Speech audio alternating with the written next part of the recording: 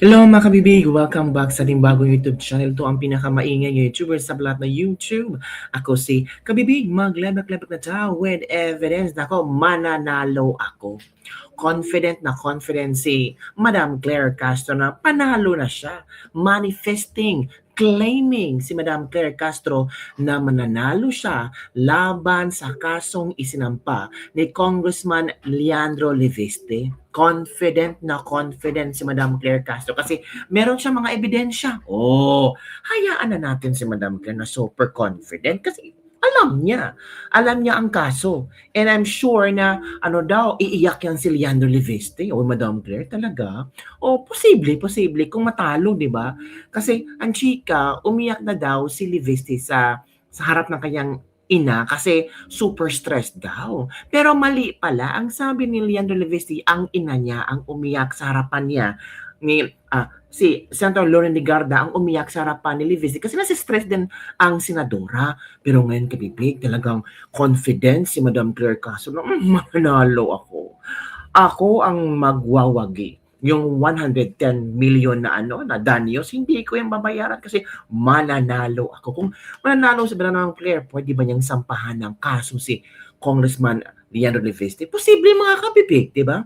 Posible niyang sasampahan na pinapahiya ay Madam Claire, confident daw siya. Ito ang video ay. May video si Madam Claire na inamiyang confident siya. Ewan ko ba kung siya ba talaga ito o hindi. Kasi ito kabibig, interview to. Ito kabibig ha. Well, as a lawyer and as the defendant in that case, syempre sabihin ko matatalo ko siya. Paano pong paraan, sa paano pong paraan, ano po yung, saan galing po yung inyong kumpiyansa? Dokumento. Well, as a lawyer and as the defendant in that case, syempre sabihin ko matatalo ko siya. Grabe. Paano pong paraan, sa paano pong paraan, ano po yung, saan galing po yung inyong kumpiyansa? Dokumento. Hoy, maraming dokumento si Madam Claire. Ito naman ang komento ng ating mga netizen. Sigurado blank paper naman yan. Grabe naman. Lawyer pala to, parang marites lang ang birada eh. Ang lakas ng hangin, mukhang may bagong bagyong Claire. Malamang blanco na namang hawak niya. Di ba na trending ito na kung saan merong sino ba yung ano ba yun? Yung isang reporter na humihingi ng kopya tapos ibinigay mga blankong papel. Talaga lang auntie ha, yung documents niya walang laman. Iba talaga pag university. Huwag naman po kayong ganyan kay Madam Claire. Huwag niyong ipababa yung pagtingin kay Madam Claire kasi nakahanda niyan si Madam Claire. Ayaw yung magbayad ng 110 million kasi kumpiyansa siya na siya ang mananalo.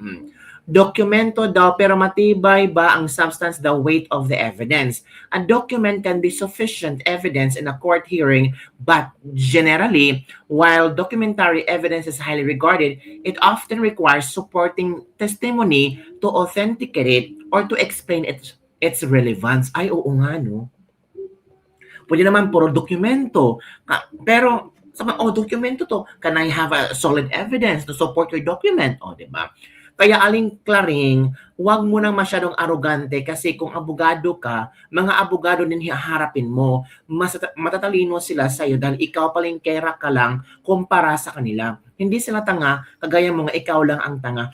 Actually, tama din ito kasi hindi magsasampa ng kaso si Congressman Leandro Leviste kung walang probable cause. Diba? Kung wala siya nakikita na mali ni Madam Claire, of course, mala ni Congressman Leviste, pero may nakita siyang kamalian. Kaya nagsampa siya ng kaso. You're a lawyer but not di kapamilya. Leviste has attorney di kapamilya, which means magaling na abogado. Kampanilya pala. Parang di abogado si Claire. May good luck. Good luck sa itong pasyon lang naman ang mga kalaban mo. Patunayan mo, see you in court. Siguraduhin mo na wag panalo ng luhaan. Bakit parang kinakabahan si auntie? Matalo daw tapos makipag-usap sa labas, Auntie Claire. Oo nga, ang chika na kami, babe. Na-open si Madam Claire. Hindi open kundi pwede siya makipag-usap sa labas. Ito pa kabibig ha. Ito. Manood tayo dito kabibig. Unang tanong ko muna. Sige. Yung bang kapag binanggit ba natin, ito yung survey ng Vice Presidente, ito yung survey ng Presidente, yung isa 56, yung isa 34, pinagkukumpara ba natin yung trabaho nila? Ha? Kasi hindi mo pwedeng pagkumparahin yung ginagawa ng Vice Presidente sa Presidente. Ang mga ginagawa ngayon ng Pangulo, kung pag nagpapaimbestiga siya at natatamaan ng kanyang mga kabinete, hindi naman magre-reflect to sa Vice Presidente. Magre-reflect din ito sa administrasyon ngayon. So, paano natin maikukumpara? Kung ikinukumpara to, kasi yun yung nangyayari sa taong bayan, ikinukumpara. Bakit natin ikukumpara? Yung tao nagtatrabaho, yung isa nagbabakasyon. Nagbabakasyon. Bubo ang Wait, sagutin ko muna yung nagbabakasyon ha. It doesn't mean kung si VP Sara ay pupunta sa ICC, yung OVP ni VP Sara ay close. Nagtatrabaho pa rin ang OVP. And I'm sure naman si VP Sara nagtatrabaho yan. Kasi hindi na natin na-monitor. Baka may online meeting si VP Sara with the OVP. Diba nagtatrabaho si VP Sara? Madam Claire naman, kung wala kang ebidensya na hindi nagtatrabaho si VP Sara o nababakasyon, huwag ka na namang daldal, diba? Kay Auntie Claire, ang survey, ang naandun is trust ratings, hindi pagkukumpara sa ginagawa nila. Tama. Trust ratings, meaning tiwala ng publiko sa presidente at sa vice-presidente. Syunga-syunga ka ba? Iba naman talaga ang mandato ng presidente at vice-president. Correct. Pero ang survey, hindi naman yun pinagkumpara kung ano ang mandato ng presidente at vice-president. Correct. Ang survey, kung, di ba, May kung paniniwala ilan na lang diba? ang nagtitiwala sa presidente at sa vice-president. Correct. Kaya nga tinatawag siyang trust ratings. Ang bobo. Lambuba na. Ay, naku, Auntie Claire, sige, pagtanggol mo pa, ano? Ang hirap pagtanggol, Grabe, no? ang laki-laki talaga siguro ng sweldo nitong si Chucky, no? Grabe talagang ilulusot niya eh, no? Oo, ito pa kabibig, oh. Ito pa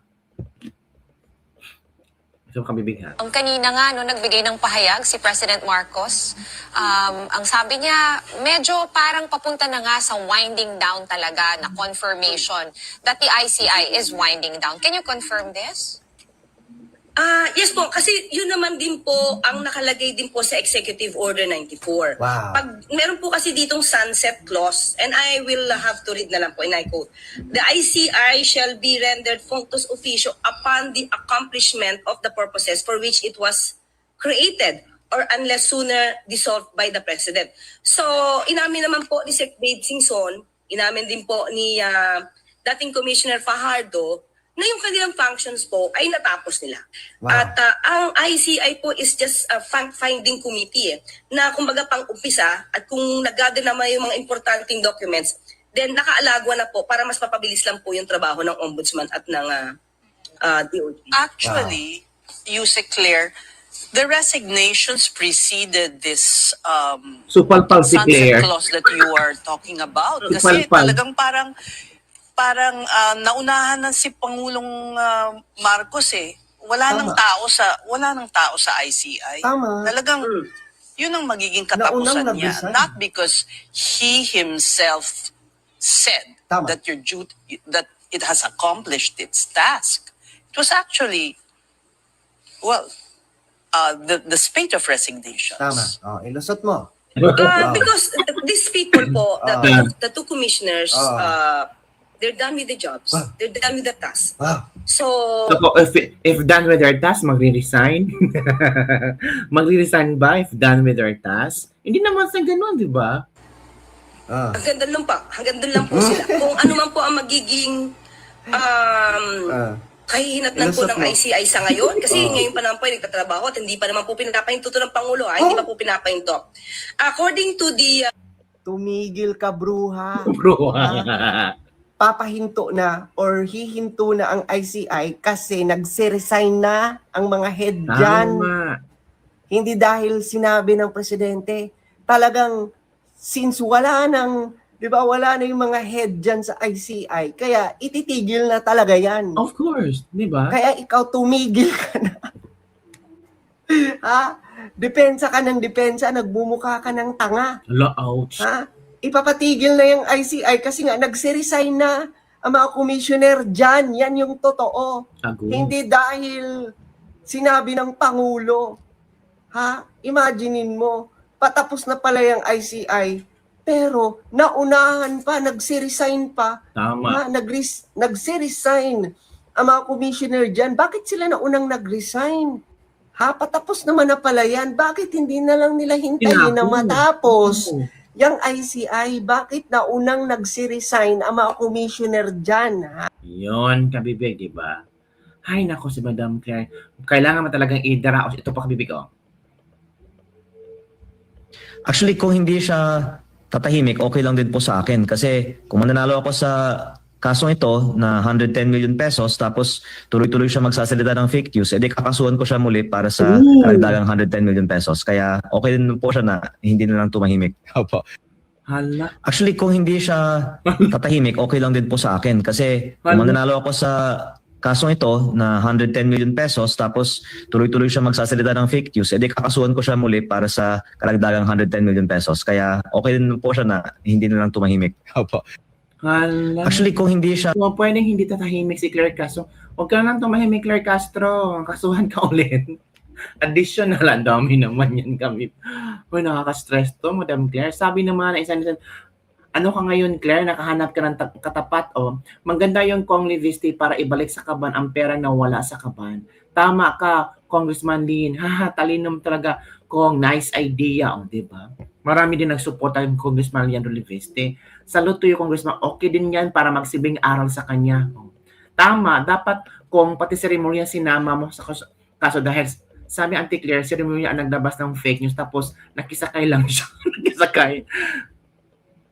Ang naglabas at nakisakay, sabi mo ay parehas ang multa at parusa katulad din to sa nagnakaw at nagbenta ng ninakaw at bumila ng ninakaw ay parehas ang parusa at multa. Dalawa sila ang magmulta at parusahan kasi sinakyan niya ang sinabi ni Boying at sinakyan naman ni Claire at pinost pa sa social media ang akusasyon nila kay Livisti. At hindi lang yan ang basihan na sa kaso. Maraming nakuha si Leandro, mga comments sa mga vlog ni Crising laban kay Congressman Leandro. O yan na. Actually, lahat sila nakahanap ng katapat bata pa. Hindi ka naman kakalimutin sa mga election. Gogo sana yung next mga senator ka po, sir. Para manasan ang malitang pera galing sa kaban ng bayan. Ano ba naman to? Ngayon, Claire, tapat-tapat lang yan. 5 letters ahead now. Karma. Sabi ng isang mga netizen. So, yun ang kabibig. Yun ang mga nangyayari ngayon. So, hindi daw, kung okay lang, sige, magsalita ka lang dyan, Claire Castro. Kasi si Congressman Leandro Livisti, more sampa to you. more kaso isasampa sa'yo.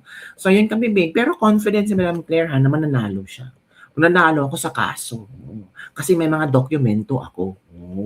I have a lot of documents to present. Sabi ni Kung Livisti, sige, kung hindi ka tatahimik, go ahead. Another kaso. Yun lang kabibig. Don't forget to like, subscribe, and share this video. Tatahimik na nga ba si si Claire Castro sa kanyang content at kinontent niya si Congressman Leandro Livisti? At sa pagiging confident ni Madam Claire Castro na mananalo siya. Sure ba talaga? Ano kayang document meron siya? Ay nako, magkikita sila sa hukuman. Yan lang kabibig. Don't forget to like, subscribe, and share this video para sa mga notification news sa ating pag-usap-usapan. Bye everyone, see you next time.